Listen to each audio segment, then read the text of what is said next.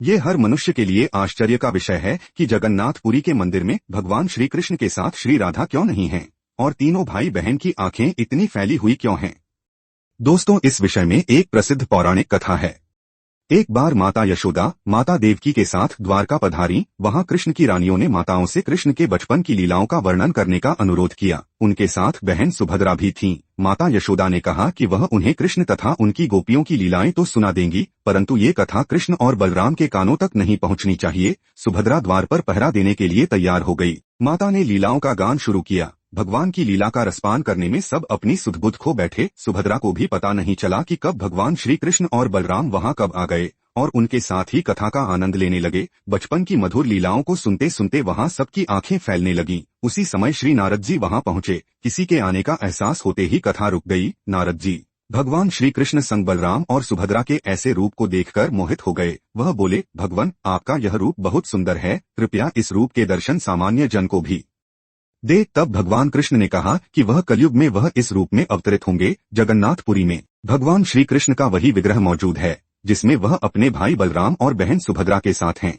परंतु यह विग्रह भी आधा अधूरा सा क्यों है? इसके पीछे भी एक पौराणिक कथा है। इस मंदिर के उद्गम से जुड़ी परंपरागत कथा के अनुसार भगवान जगन्नाथ की इंद्रनील या नीलमणि से निर्मित मूल मूर्ति एक वृक्ष के नीचे मिली थी। यह इतनी चकचौंध करने वाली थी कि राजा धर्म ने इसे पृथ्वी के नीचे छुपाना चाहा। मालवा नरेश इंद्रद्युम्न को स्वप्न में यही मूर्ति दिखाई दी थी। तब उसने कड़ी तपस्या की और तब भगवान विष्णु ने उसे बताया कि वह पुरी के समुद्र तट पर जाए और उसे एक दारू लकड़ी का लट्ठा मिलेगा। उसी लकड़ी से वह मूर्ति का निर्माण कराए। राजा ने ऐसा ही किया और उसे लकड़ी का लट्ठा मिल भी गया। उसके बाद राजा को श्री विष्णु और विश्वकर्मा बड़ी कारीगर और मूर्तिकार के रूप में उसके सामने उपस्थित हुए, किंतु उन्होंने यह शर्त रखी कि वे 1 माह में मूर्ति तैयार कर देंगे, परंतु तब तक वह एक कमरे में बंद रहेंगे और राजा या कोई भी उस कमरे के अंदर नहीं आए। माह के अंतिम दिन जब कई दिनों तक कोई भी आवाज नहीं आई तो उत्सुकतावश राजा ने कमरे में झांका और वह वृद्ध कारीगर द्वार खोलकर बाहर आ गए और राजा से